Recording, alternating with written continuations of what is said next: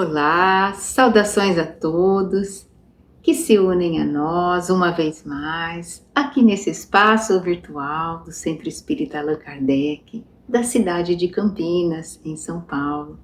Sejam todos muito bem-vindos para o nosso estudo do Evangelho. E antes de iniciar, convido a todos a fazermos uma pequena prece. Jesus, querido amigo, grande Consolador das nossas vidas, nós te pedimos que esteja conosco neste momento, abençoando a nossa reflexão, para que juntos possamos ter bastante proveito nesses ensinamentos. Muito obrigado, Jesus. Fica conosco.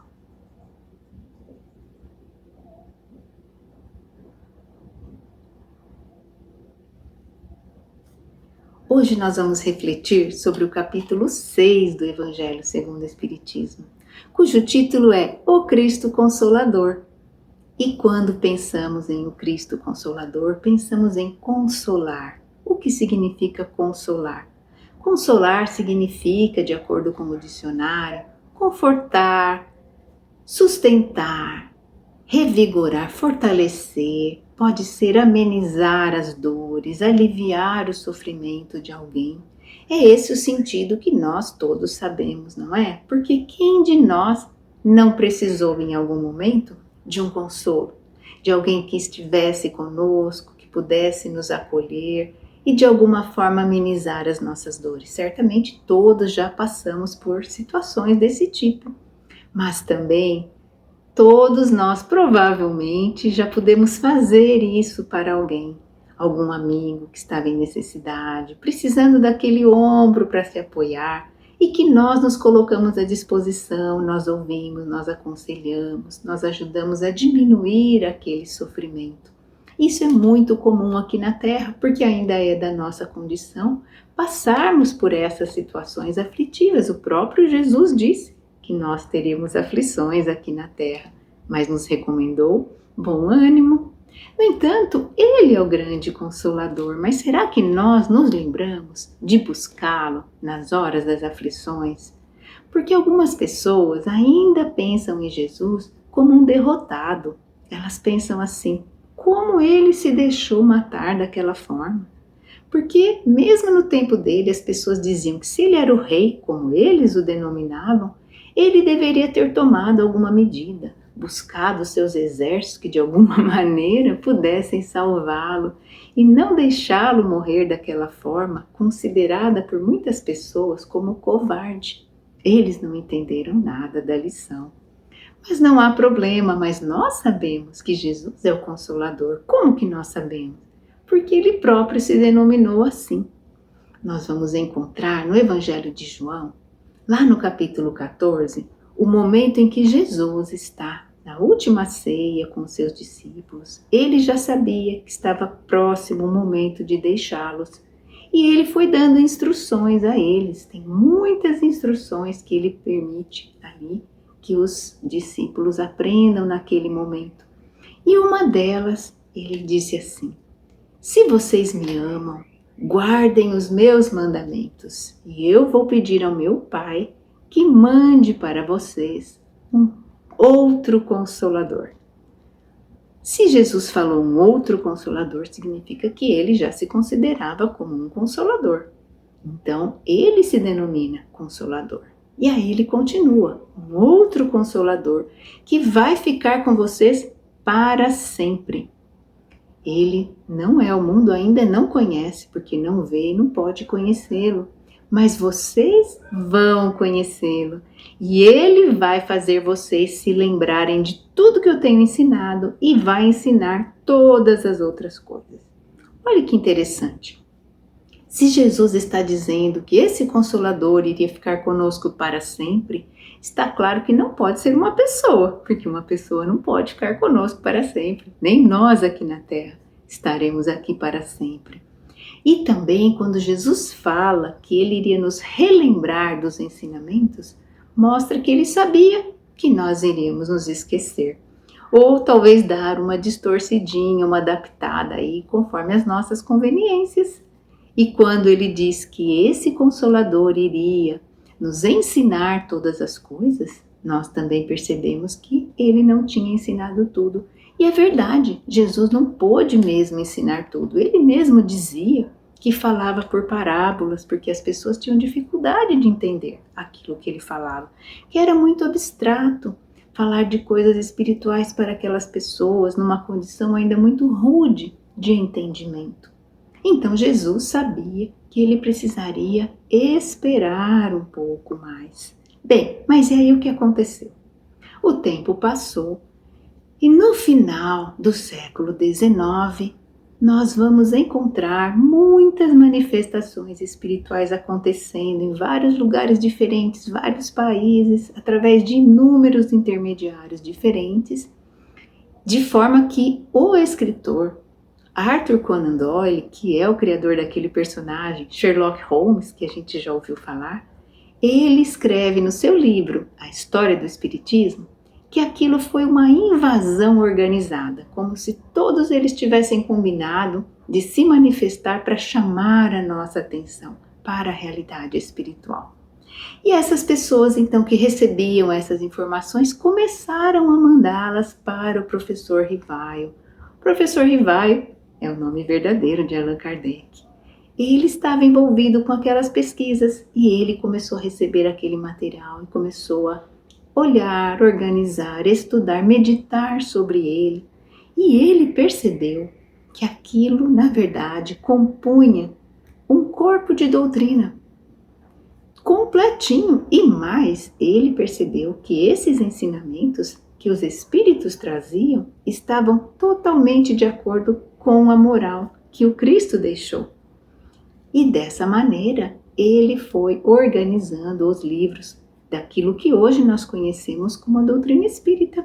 Então, esses ensinamentos é que são o Consolador prometido. Não é o espírito A, B ou C, nem Allan Kardec, que foi o pseudônimo que o professor Rivaio utilizou, mas os ensinamentos em si. Porque os ensinamentos podem ficar conosco para sempre. Uma vez que a gente aprende alguma coisa, a gente nunca mais esquece, né? E o conhecimento vai conosco, aonde nós estivermos. Então nós podemos aprender. E aí o que o professor Rivaio fez? Ele organizou de uma maneira que mostra para nós como Jesus já tinha falado e como o Consolador vem e acrescenta mais informações ali. E no Evangelho segundo o Espiritismo, primeiro capítulo, ele intitula Não Vim Destruir a Lei. Ali, Jesus mostra Deus como um Pai de bondade. Jesus deixa de lado a parte de legislador que Moisés tinha colocado e trata somente a parte moral, vivendo todos aqueles ensinamentos no tempo que esteve conosco, mas ele sabia que era preciso esperar um pouco, justamente para que essas ideias chegassem. Então, ele já sabia. No capítulo 2, que se intitula Meu reino não é deste mundo, palavras de Jesus também, que muitas vezes talvez nós não tivéssemos compreendido. O Consolador prometido vem nos dizer da vida futura, do ponto de vista que nós devemos ter, porque nós somos seres espirituais. E quando Jesus falava que meu reino não é deste mundo, ele estava se referindo à vida verdadeira, que é a vida espiritual. Claro que nós estamos aqui encarnados hoje, mas nós somos espíritos vivendo uma experiência na matéria. Não vamos ficar aqui para sempre. Mas essa oportunidade aqui, ela é muito importante para nós. Só que nós precisamos ter o ponto de vista de que a vida não é só aqui. E foi isso que Jesus quis dizer quando falou que o reino dele não era deste mundo. E que nós talvez não tenhamos compreendido. Mas agora, com os ensinos dos Espíritos, nós temos condições de compreender melhor. No capítulo 3, o título é Há muitas moradas na casa do meu Pai. De novo, trazendo um ensino que Jesus deu naqueles dias em que ele estava se despedindo.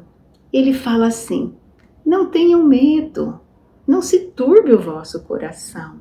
Vocês acreditam em Deus? Acreditem também em mim, porque tem muitas moradas na casa do Pai. Por que Jesus falou isso? Porque ele disse para os discípulos que ele ia para um lugar e que eles não poderiam ir com ele, não poderiam acompanhá-lo. Eles não entenderam nada. E agora nós entendemos sobre a pluralidade dos mundos habitados. Todos os corpos celestes que existem no espaço, cada um deles como uma morada que acolhe espíritos que estejam de acordo com aquilo que o mundo pode oferecer para que eles possam progredir. É maravilhoso nós pensarmos assim, como Deus tem condições de acolher cada um dos seus filhos. Mas Jesus não podia dar mais explicações. E no capítulo 4, o título é Ninguém pode ver o reino de Deus se não nascer de novo. Essa passagem em que Jesus conversa com Nicodemos para dizer que é preciso que a gente tenha muitas experiências para poder chegar à perfeição, ou seja, ver o reino de Deus. Mas as pessoas não entenderam, o próprio Nicodemos não entendeu nada, achou que Jesus estava falando no sentido literal.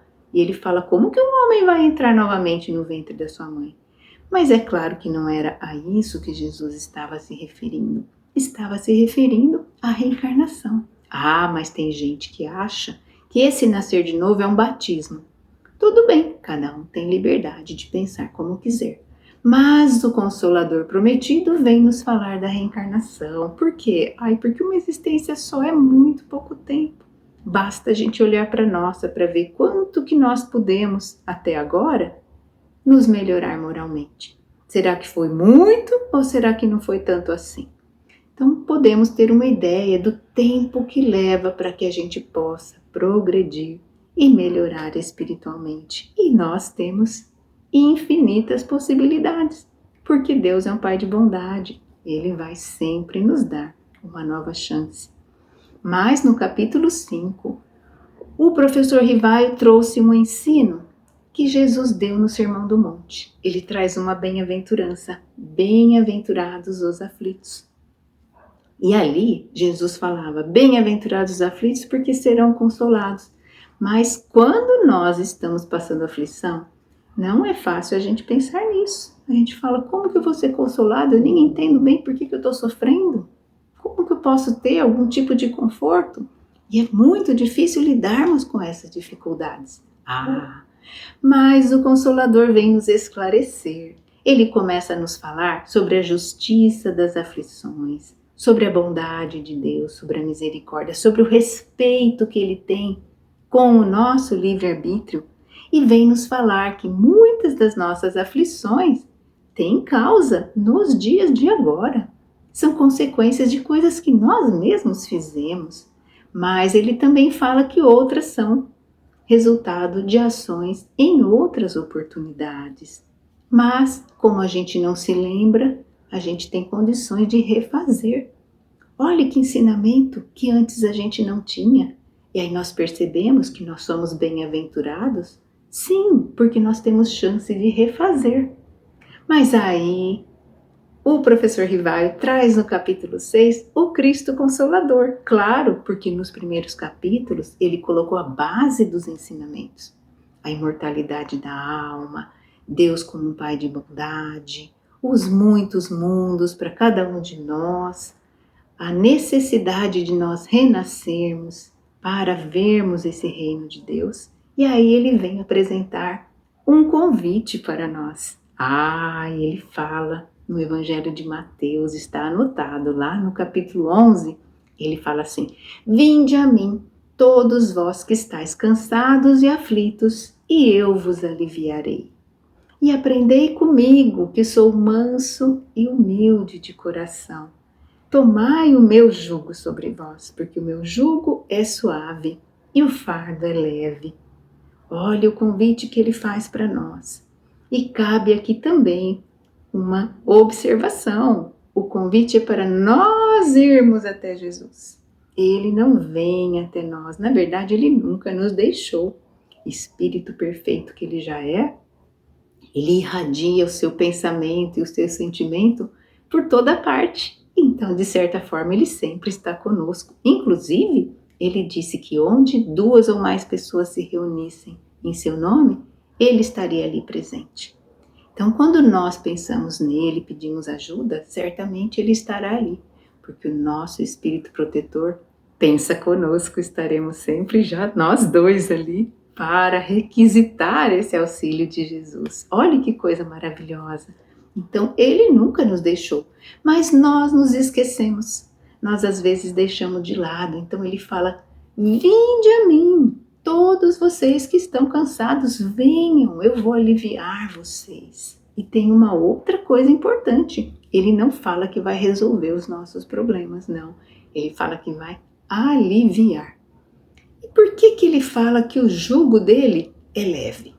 Bem, o que é o jugo? O jugo é uma peça de madeira ou algum outro material que se coloca no pescoço do animal. Se coloca 2 animais e aquele jugo ali, que faz com que a carga que eles têm que puxar se distribua e também ajuda a direcionar o caminho que aquele animal vai tomar. Olha que interessante.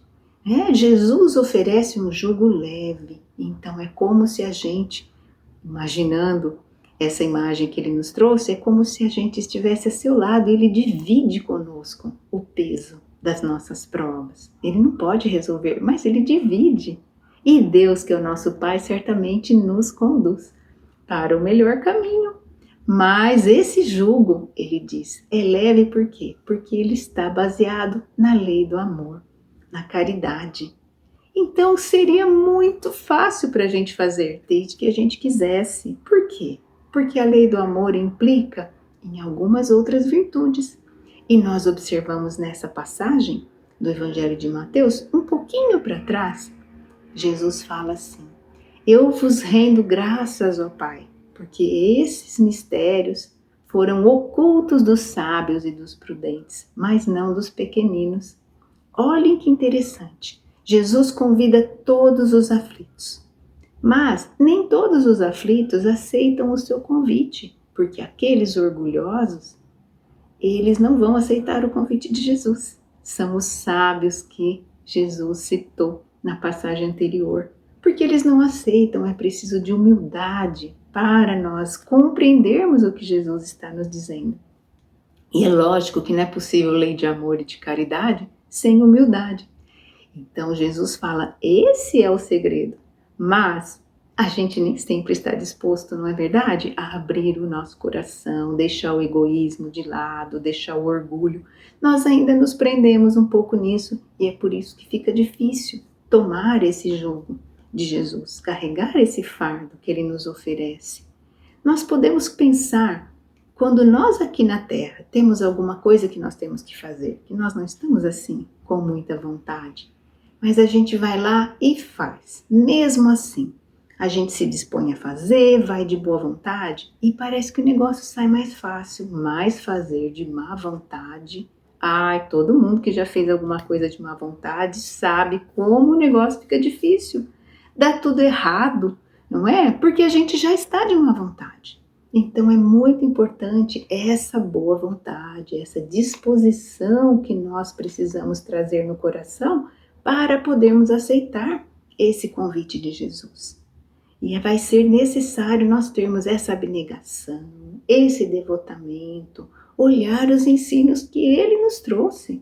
Porque, nós estamos passando por dificuldades, mas vamos ter confiança. Porque se a gente não acredita naqueles outros pontos que a gente aprendeu com ele, tudo vai ficar muito difícil. Imagine uma pessoa querida que parte. Se a vida for só essa, a gente vai falar, meu Deus, eu não tenho mais saída, eu nunca mais vou rever essa pessoa e vou ficar num desespero enorme. Mas quando eu lembro que Jesus veio nos falar da imortalidade, ele mesmo retornou em espírito, mostrando que a vida continua, nós vamos falar, puxa vida, dói a saudade, é duro, é uma separação, mas ela é temporária, nós vamos nos reencontrar novamente. Então eu vou tendo aquela fé no futuro, aquela confiança. Por quê? Porque Jesus, o Consolador, mostrou para mim que é assim. É muito importante que nós trabalhemos essa confiança, essa nossa fé. Mas a fé é o conhecimento das coisas espirituais. Por isso, nesse capítulo 6, o Espírito de Verdade, que assinou as mensagens, ele fala assim: espíritas, mas não vale só para os espíritas, vale para todos. Amai-vos, esse é o primeiro mandamento. E o segundo, instruí-vos. Então vamos estudar, vamos aprender sobre as coisas espirituais e vamos meditar sobre elas, vamos observar na nossa vida.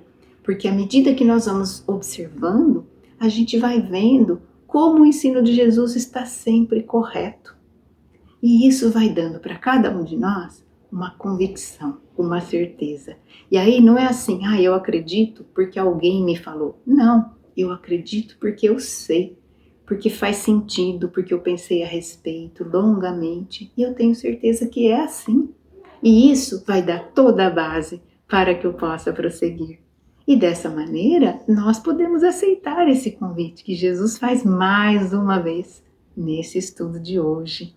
Que nós possamos pensar seriamente sobre isso. Vamos rever os outros capítulos do Evangelho, se for preciso, e vamos trabalhar a nossa fé para que nós tenhamos condição de encontrar esse conforto, de encontrar esse consolo em todo o ensino que Ele deixou para nós. E Ele continua nos aguardando. Então, vamos nos empenhar. E antes de encerrarmos agora os nossos estudos, gostaria de convidar a todos para fazermos as nossas vibrações, que são aquele momento em que nós unimos os nossos pensamentos, colocamos ali o nosso sentimento para beneficiar alguém. Vamos lá?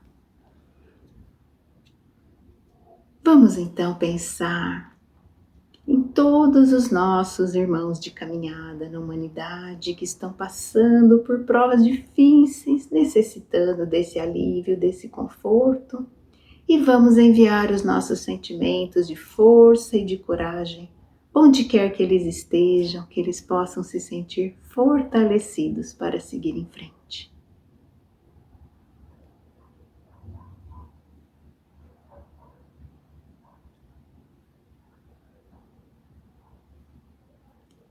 Também vamos vibrar por todos aqueles que seguem conosco, de mais perto, em nossa família, os nossos amigos, em nosso trabalho, todos esses que são tão importantes para cada um de nós, para que possa haver sempre entre nós um clima de respeito e colaboração.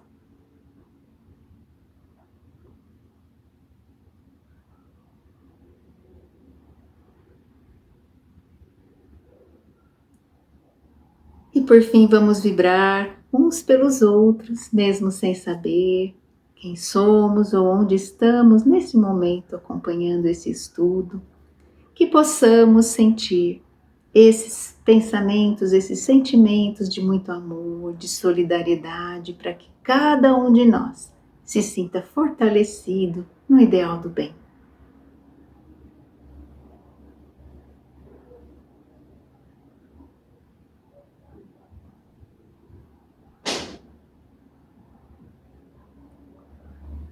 E assim, Jesus, nós encerramos esse estudo com uma gratidão imensa, Senhor, pelos teus ensinamentos, pelo teu convite, por estar sempre presente em nossas vidas. Que nós possamos nos dispor a ir em tua direção, querido amigo. Fique conosco, te pedimos mais uma vez.